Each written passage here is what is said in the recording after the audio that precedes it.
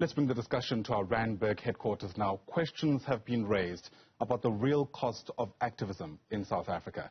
So earlier this week, poet and musician Ntsiki Mazwai announced that she was done with the payments relating to a case where a prominent DJ took her to court for comments that she made about sexual assault allegations that were leveled against him. That court ordered that Mazwai pay about 200,000 rand and also interdicted her from making any social media posts relating to the DJ in question. Now that the money has been paid, Mazwai is questioning activism in SA because she believes that there's a high cost for taking a stand in this country. For more on her thoughts, she joins us now in our studios in Randburg. Looking lovely, by the way. Thanks so much for coming through. As always, there you are raising such critical discussions about what on earth we're doing, essentially. Yeah. But let me start here. Activism, by its very nature, is hard work. In fact, not for the faint-hearted. What is it about this moment that made you question whether perhaps it's time to draw a line in the sand? You know, I think South Africa is in a very dangerous position at the moment where the justice system works more in favor for perpetrators than it does for victims or for voices that speak for victims. So there are solutions, defamations and cease and desist opportunities for people who perpetrate these crimes, but there are no solutions for victims, right? And rape is something that's very difficult to prove. So knowing that already creates a bias in favor of rapists. So we need to create laws that actually protect voices and victims of rape more. I think that there's a lot of onus on the victim to prove herself, and there should be more onus on the alleged rapists to prove themselves. Right. I think that South Africa is the rape capital of the world, as we know, which speaks to the fact there's a crisis happening in the justice system. And I think that the fact that something like this could happen to me is actually not about me. I think it's about everybody, every other activist that has been silenced. Right. When I entered the space, I realized that actually I'm not the only one. And there are a lot of women going through depression. There's actually a whole section where there's therapists and counselors that have been set up for activists and rape victims because of the situation of the justice system. So we are in trouble. Yeah, and part of the issue for you, just to better contextualize our conversation, is that you feel that essentially you're being silenced for believing the victim in this case. I mean, part of what the court has done by ordering you to pay that 200,000 rand and by stopping you from posting any social media posts, you believe is part of the silencing process. I have to be careful in how I answer my questions. Yeah. What I can say is that I believe women, and there is nothing anyone can ever do to take away my conviction and my voice from women that need my voice. I understand that my voice is audible. I understand that my voice is powerful, and I understand that I should not abuse that power. Right. But I really also understand that there are women out there that need me to use my voice.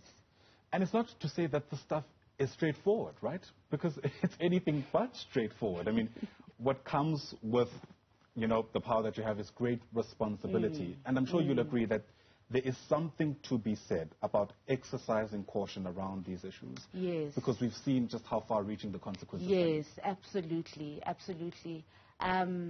I think that it's important. This is a difficult situation because it hasn't been addressed on a national level.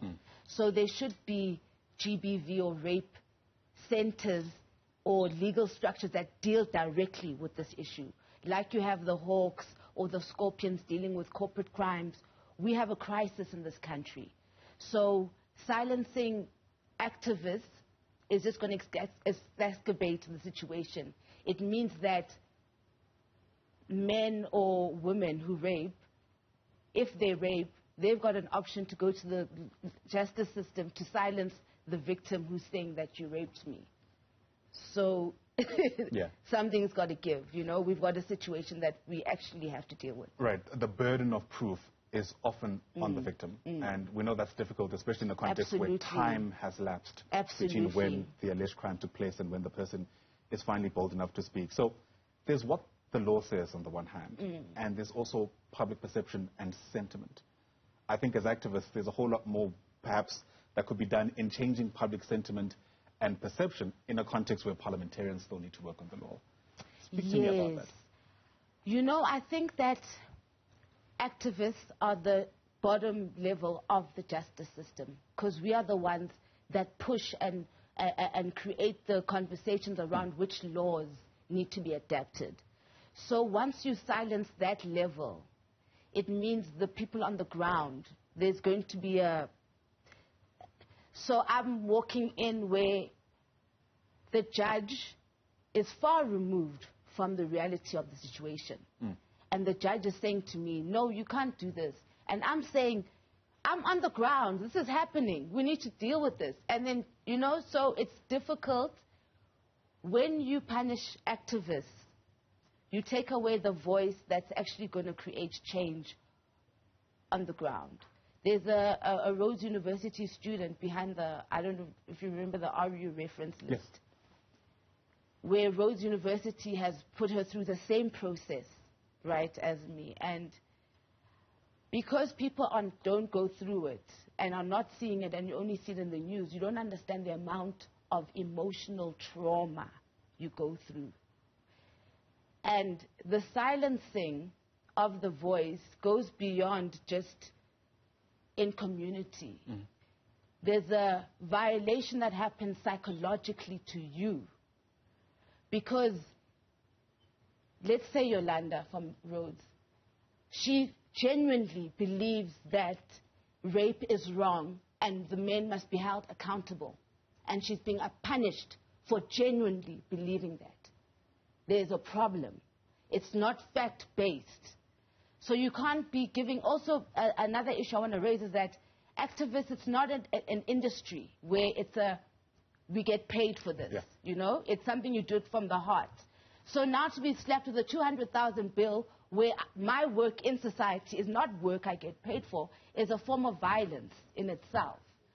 So I'm here representing not myself, but the thousands of female voices have been silenced. There was the Me Too list that went viral on social media. All those women that came out have been gagged. They've been raped and then been gagged on top of it all. There is a problem. Yeah.